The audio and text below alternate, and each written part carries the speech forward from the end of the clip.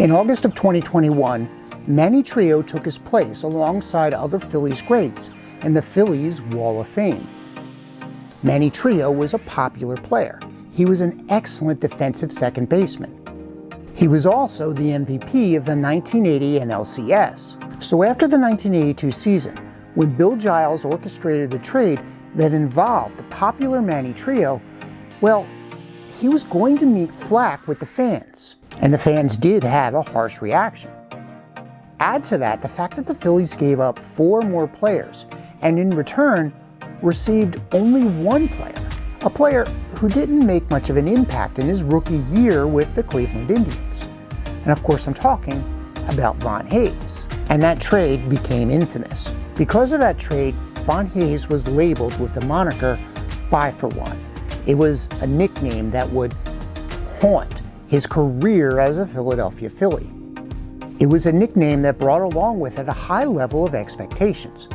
And while Von Hayes was a good player for the Phillies, he was by no means a superstar. In this video, we're going to talk about that infamous trade and what it meant for Von Hayes' career. Welcome to Philadelphia Baseball History.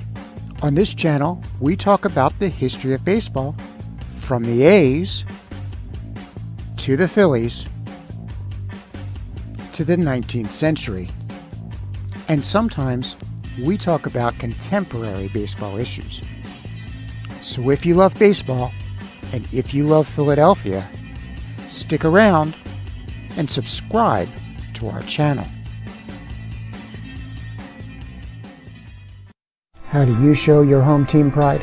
With mugs, t-shirts, masks, phone cases, tote bags, and so much more. Check out tpublic.com and search for Philadelphia Baseball History. While I was researching this video, I came across an article from 1983 in the Philadelphia Daily News. It was a column written by Richie Ashburn. In this column, he was conveying a conversation that he had had with Sparky Anderson. And Sparky Anderson was counseling patience for Phillies fans. He warned Phillies fans about having too high of an expectation for Von Hayes. Hayes was a young player, and Anderson expected that it was going to take a while for Hayes to develop and show his full potential. Anderson worried about Von Hayes having to live up to the hype of the trade and what that would mean on his player development. It does seem that Sparky Anderson was a bit prophetic.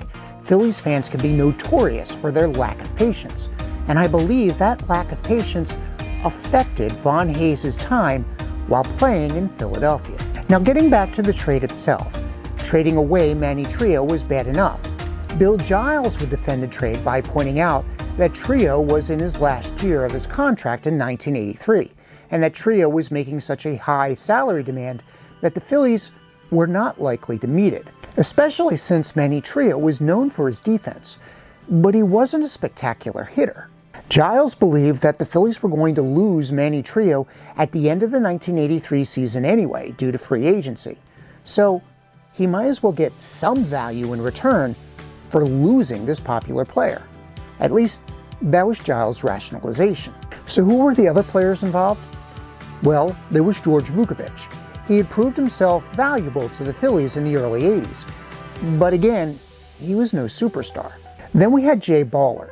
At the time, he was a 22-year-old pitcher, and after he was traded to the Indians, well, he didn't make it back up to the major leagues until 1986, and by then, he was in the Cubs organization. Over his career, Baller had a high ERA, and, well, he wasn't a fabulous pitcher. Then we had Jerry Willard. He was a catcher. At the time, Darren Daulton was in the Phillies farm system, and the Phillies were very high on Daulton's future.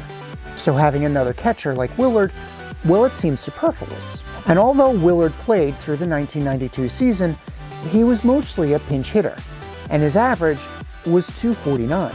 So in retrospect, when we consider those 3 players, well, there's not a lot of value here. But then we have the last player involved in the deal, Julio Franco.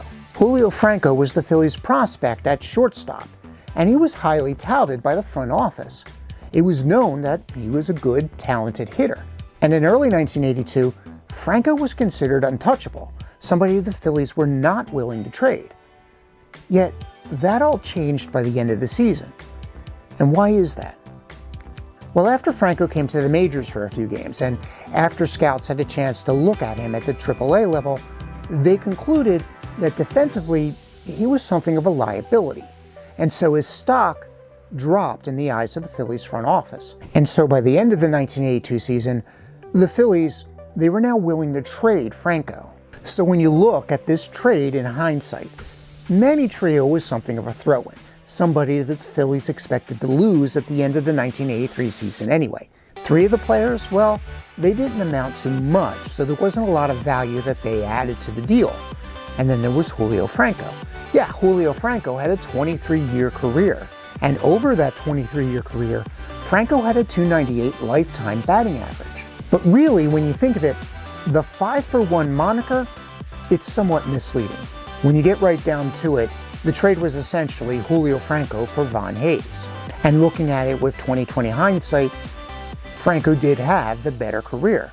But did the Indians get the better end of the deal? I think that when you look at it from the perspective of what the Indians got, as long as they held on to Franco, and you compare it to what the Phillies got for as long as they held on to Von Hayes, the trade isn't as lopsided as many people make it out to be. Sure, with his time with the Indians, Julio Franco batted .297, but he only stayed with the Indians through 1988.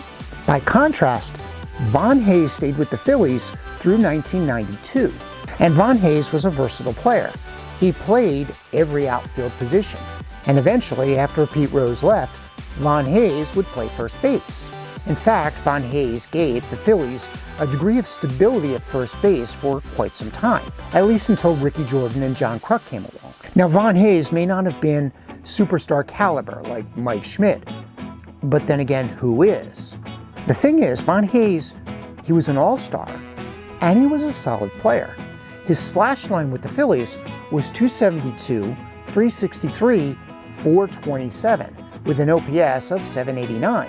When you look at his 162 game average, he would hit 15 home runs a year, knock in 75 RBIs, score 83 runs, and steal 27 bases. Now, they may not be Hall of Fame numbers, but they're not Mario Mendoza numbers either. And Von Hayes had some really good seasons.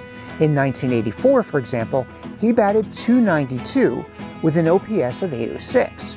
And in 1986, he led the National League with 107 runs and 42 doubles. That year, he hit 19 home runs with 98 RBIs and had an average of .305 with an OPS of .859. And in 1986, Von Hayes received some votes for the MVP award. Now, of course, it was his teammate Mike Schmidt who won the award. But considering how the Mets ran away with the division and indeed the World Championship that year, the fact that Von Hayes and the Phillies performed that well, that's notable. And the fact is that the Von Hayes trade, well, it's not as terrible as many of the long-term fans made it out to be.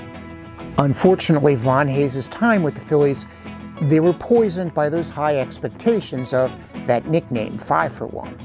And while he was not a superstar, the fact is he was a solid player who played for the Phillies over a good 9-season career. Sadly, when Von Hayes left the Phillies, there was very little fanfare. I don't think the fans really truly appreciated how good of a player Von Hayes really was. Indeed, given his tenure with the team and the fact that he was a solid player for his time with the Phillies, it's a shame that Von Hayes isn't on the Phillies Wall of Fame. It's an accolade that I think is well overdue. So tell me what you think. What do you think about the career of Von Hayes? What do you think about the trade, if you remember it? Did you like this little look at the trade that brought Von Hayes to the Phillies? If so, give us a thumbs up. Tell your friends about us. Don't forget to subscribe so you don't miss videos like this in the future. And as always, thank you so much for watching. Thank you for watching. Don't forget to like, subscribe, and share. If you have any ideas for topics that we can cover in the future, please let us know in the comments below.